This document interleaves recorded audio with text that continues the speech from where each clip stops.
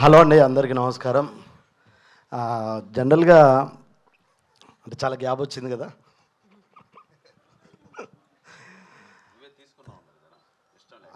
ఎవడైనా అదే చెప్పుకోవాలి, తప్పదు.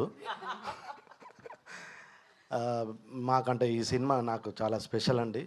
ఎందుకు స్పెషల్ అంటే తాతినేని సత్య గారు, మేము అప్పట్లో నేను ఇండస్ట్రీ ట్రై చేసే రోజుల్లో మహాత్మా, బీమిల్ కబడ్డీ జట్టు అలా మొదలైంది. ఇప్పటివరకు చూసుకోలే.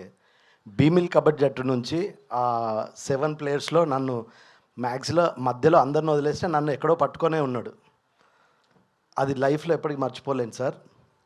తర్వాత మేడం, మీతో వర్క్ చేసిన ఎక్స్పీరియన్స్ చాలా, అంటే చాలామందికి తెలియదు.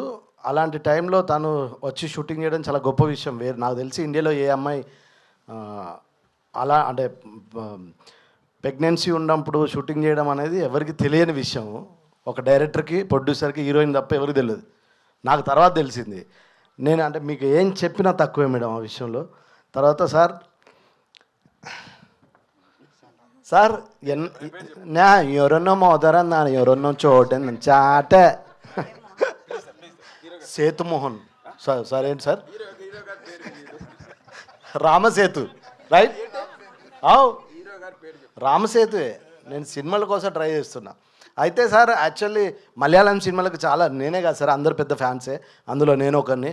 అలాంటిది ఫస్ట్ టైం మీతో సినిమా చేయడం చాలా హ్యాపీగా ఫీల్ అవుతున్నా. ప్రొడ్యూసర్ గారు థ్యాంక్ యూ సార్.